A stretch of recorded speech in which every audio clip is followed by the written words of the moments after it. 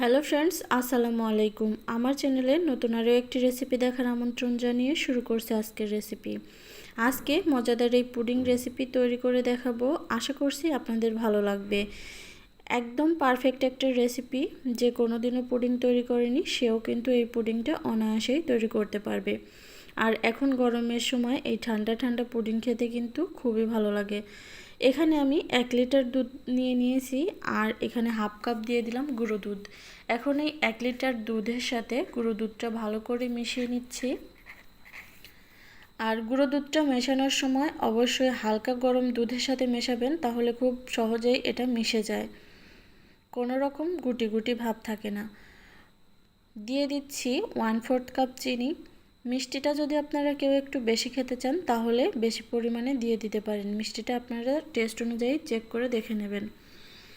তো এই তো এখন জাল করে হাফ কেজি করে নিতে হবে। 1 কেজি দুধকে আমি জাল করে হাফ কেজি করে নেব। আপনারা চাইলে হাফ কেজি করার কোনো প্রয়োজন নেই, 3 ভাগের 1 ভাগও কমিয়ে নিতে পারেন।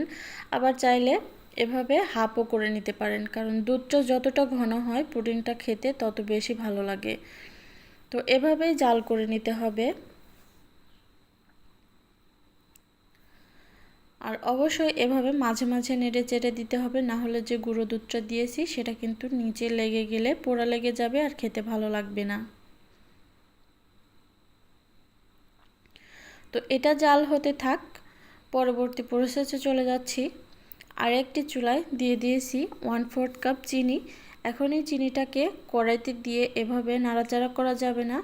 যখন দেখবেন চিনির কালারটা একটু হালকা ব্রাউন কালার হয়ে আসছে, তখন এটাকে নেড়েচেড়ে ক্যারামেল তৈরি করে নিতে হবে। এই যে দেখুন, চিনিটা কিন্তু গলতে শুরু করেছে, আস্তে আস্তে এর কালারটাও পরিবর্তন হয়ে যাচ্ছে। এই অবস্থায় এখন একটু নেড়েচেড়ে এটাকে ক্যারামেল তৈরি করে নিতে হবে। এখানে কিন্তু আমি কোনো রকম পানি ব্যবহার করিনি। ক্যারামেল করার সময় চুলার আঁচটা একদম লোতে থাকতে হবে, না হলে ক্যারামেলটা যদি পুড়ে যায় কালারটা বেশি হয়ে যাবে আর খেতেও ভালো লাগবে না, একদমই তেতো লাগবে, ক্যারামেলের টেস্টটাই পাল্টে যাবে। যখন কালারটা ঠিক এরকম হয়ে আসবে তখনই চুলাটা আমি অফ করে দিব, কারণ কড়াটা অতিরিক্ত গরম থাকে, গরম ঠান্ডা হতে হতে ক্যারামেলের কালারটা আরও একটু ঘন হয়ে যায়। তো চুলাটা এখন অফ করে দিয়েছি। এখন যে বাটিতে পুডিংটা সেট করব সেই বাটিতে এই ক্যারামেলটা এখন ঢেলে নিতে হবে। আর এই কাজটা কিন্তু গরম থাকা অবস্থায় করতে হবে, ঠান্ডা হয়ে গেলে পুডিংটা একদমই জমাট বেঁধে যাবে, তখন আর বাটিতে সমানভাবে লাগতে চাইবে না।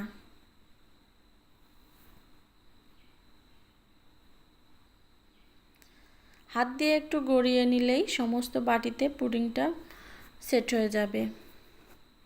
তো এই যে এইভাবে সেট করে নিয়েছি। এখন এখানে 2টা ডিম ভেঙে নিচ্ছি।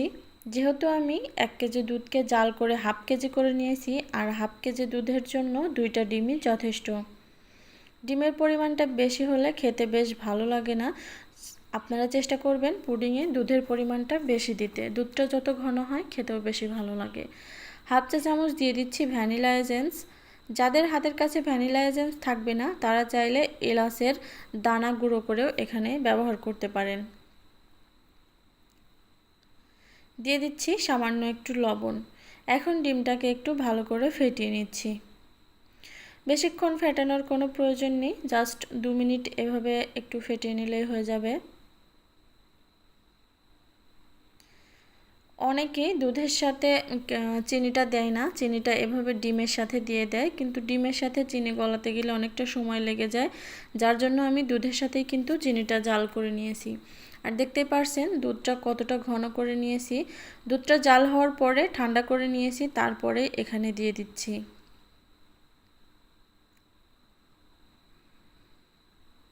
এখন এটাকে দুধের সাথে ভালো করে একটু মিশিয়ে নিতে হবে।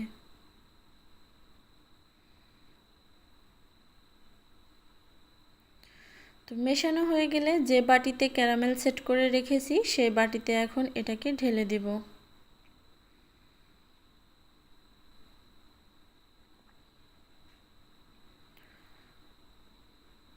অবশ্যই এটা ভালোভাবে মিশিয়ে নেবেন। এখন আমি ক্যারামেলের বাটিতে এই দুধটা ঢেলে দিচ্ছি।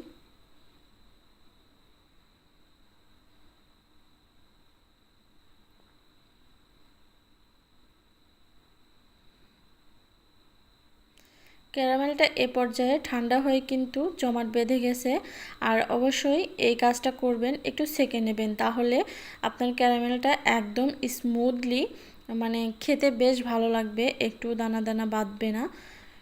কারণ দুধ জাল দেওয়ার সময় অনেক সময় সর পড়ে যায়, সেই সরটা এভাবে সেঁকে নিতে হবে। এখন একটা কড়াইতে পানি দিয়ে দিয়েছি, তার মধ্যে একটা স্ট্যান্ড বসিয়ে দিয়ে এটাকে ঢাকনা দিয়ে ঢেকে রেখে দিব। আর ঢাকনার গায়ে কোনো ছিদ্র থাকলে এটাও বন্ধ করে দিতে হবে। এখন অপেক্ষা করতে হবে 20 থেকে 25 মিনিট। তো আমি 25 মিনিটের জন্য টাইমার সেট করে দিয়েছি। ফিরে আসছি 25 মিনিট পরে। আমি একটু চেক করে দেখে নেব। একটা টুথপিক দিয়ে এভাবে একটু চেক করে নেবেন। যদি দেখেন টুথপিকটা ক্লিন বের হয়েছে, তাহলে বুঝবেন এটা হয়ে গেছে। তো আমার পুডিংটাও হয়ে গেছে। এখন চুলাটা অফ করে এটাকে ঠান্ডা করে নিচ্ছি। ঠান্ডা করার পরে এটা আপনারা চাইলে নর্মাল ফ্রিজে রেখে ঠান্ডা অবস্থায় সার্ভ করতে পারেন, তাহলে খেতে বেশ ভালো লাগে।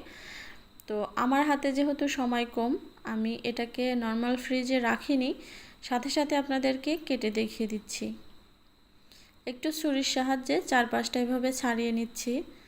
তারপর যে প্লেটে সার্ভ করব সেই প্লেটটা এভাবে উপরে দিয়ে তারপর উল্টালেই হয়ে যাবে।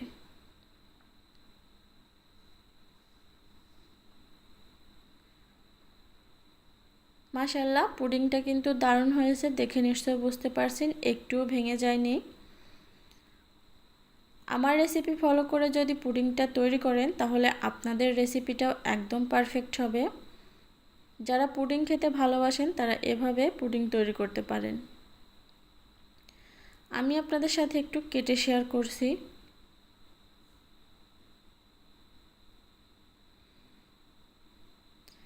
আশা করছি আমার আজকের এই রেসিপিটা আপনাদের কাছে ভালো লেগেছে।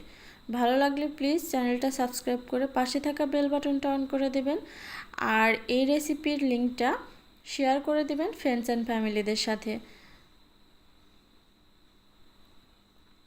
আর যদি এই ভিডিওটা ফেসবুক পেজ থেকে দেখে থাকেন, তাহলে পেজটাকে ফলো দিয়ে রাখবেন, তাহলে পরবর্তীতে যখনই কোনো নিত্য নতুন রেসিপি আপলোড করব, নোটিফিকেশন আপনাদের কাছে পৌঁছে যাবে। তো আজকের মতো এখানেই বিদায় নিচ্ছি। সবাই ভালো থাকবেন, সুস্থ থাকবেন। আল্লাহ হাফেজ।